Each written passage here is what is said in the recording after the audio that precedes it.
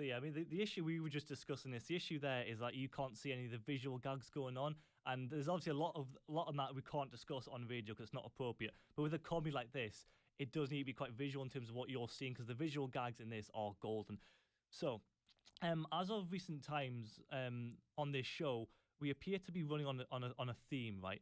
And it's films that have been brought back to our screens after a long time. I mean, the last one of this was 91, I think. Yeah. So that's kind of a big jump. I think that's been a massive thing in the last 5 to 7 years of cinema, where they've just kind of pulled out a lot of buried franchises. Yeah, and and we discussed whether or not they should work, and sort of whether or not they've been working, and most of them haven't been, and we've been discussing should they carry on doing this.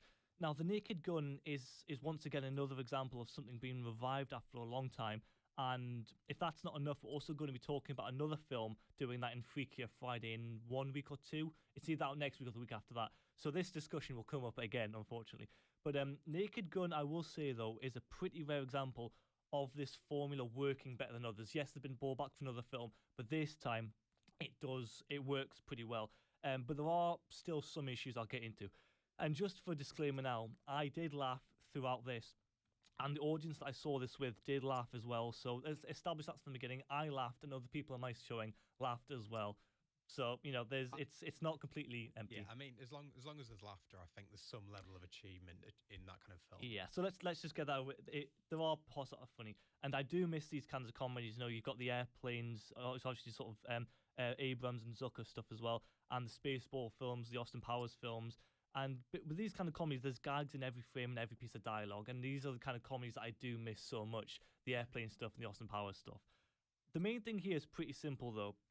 The original films were so funny and worked so well because Leslie Nielsen, who's going to be always iconic and legendary, he was completely oblivious and unaware of all the gags and jokes happening all around him.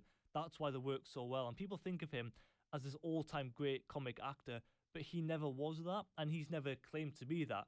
He's just been someone who's just kind of gone with it. Well, the latter part of his career was comedy. I mean, because I think Naked Gun was the first time that they'd gone, we're going to do a comedy, really heavy comedy, but we're going to cast an incredibly dramatic actor in the role. and he came from dramatic films. He came from normal films, but it was the way he was directed, and people just found what he did really funny, and he just went with it. He was directed by people who did comedy.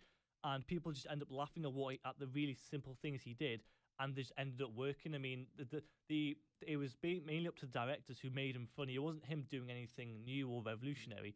It was just him being directed in that fashion, really. Well, a lot of his lines I don't think would have worked if the person had the intention of being funny when they said them. Exactly. When you're working with the people who did Airplane and the people who did Police Squad and all these films, you're gonna get sort of, even if you're not working with a comic actor. When you work with directors who have come from Airplane and Police Squad, you're going to get a funny film anyway. But the thing is that no one was ever going to be able to do what Leslie Nielsen and Priscilla Presley did in the original films. And for what it's worth, I do think Liam Neeson works well here and does well enough, but only as good as he could have been. He's only gone so far as is what's been possible. And the same thing goes for Pamela Anderson as well. The two have really good chemistry. And from what rumours have suggested, they have become a real-life couple in this as a result of the film. And I mean, they work well in the film, and they do get on well. And apparently, they're both kind of now dating in real life, and it's really deserving because obviously Liam Neeson's lost his wife for many years now, and obviously the two being, I mean, everyone's like, they make a good couple, they're kind of a nice match. So it's nice that this has happened between them.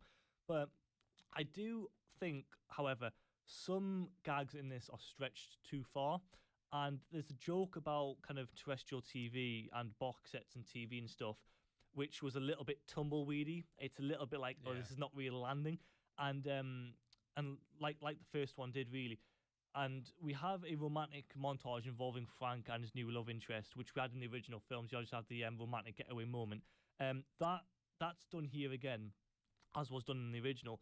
But it's here again. It's gone too far, and it does get too silly. I mean, there's a possessed snowman moment, which I can't really go into detail. I mean, it's just in terms of trying to explain it. I think the issue there is just that I think with the original Naked Gun is that everything that happens it could have actually happened, but it would just be incredibly absurd if it did. Yeah. Like, there was nothing supernatural or anything like that happened in the original versions. Yeah. And it's like, I don't want to go into too much detail, but there's a moment involving, with a moment where they have to fight a snowman, and it's like, okay, I get what you're doing, but really, it's not really working here. There weren't as many laughs in these moments, and the more these two set pieces were stretched, the less people were laughing, and the worse it felt, really, because nothing worse than being like in an awkward silence when no one's laughing at the joke being made. But this is the funniest mainstream film I have seen in a couple of years, which does demonstrate where comedy is now. This is by far the funniest comedy we've had in a while. The last one, it's the funniest film since a film called... Did you see Joyride in 2023? I've seen like bits of it. I know what you're talking about. Yeah. I do think comedy's taken a bit of a hit in recent years, to be fair, Yeah. because I do think I think there was like about 15 years ago there was lots of different types of comedies, and Yeah. I think people have keyed so far into one kind of type of comedy Yeah. that like certain members of the audience that sometimes you do it well, you don't do it well, and then even if you do it well, only certain elements of the audience are That's going the to thing. enjoy it. Yeah, I mean, Joyride was basically the Asian version of Bridesmaids, and it was an 18 as well, so it's a comedy with an 18. That description gives me literally everything I need to know about that Literally, movie. you know what you need to know. And that film was better and funnier than this, but that was like really raunchy and really misbehaved. And the stuff you see in that film visually, I can't unsee. But at the end of the day, this has basically remembered what makes these films so funny, and it remembers that key sense of humor that we simply don't get anymore. Yes, it's another revival after decades, but this is a revival that I think actually knows what's supposed to do, unlike others. And again, with films like Airplane and Spaceballs and Austin Powers, there's almost too much to pay attention to, Yeah. because there's, with your Naked Gun, you have to pay attention to what's going on in every scene. Like if there's signs written on a door somewhere, you have to pay attention to what that sign says. Or if someone's saying something funny, you have to pay attention to. And it's like, these are the kinds of films that I do miss. And speaking of films being brought back, we're getting another Spaceballs film. I think next... I did not know this. This is yeah, very exciting yeah, information. next year, I think. And yeah, I mean, these things are kind of back in the day. These things are kind of what I miss about these kinds of films, and you don't get comedies like these anymore. And this remembers what it should be doing, and this remembers what it wants to do.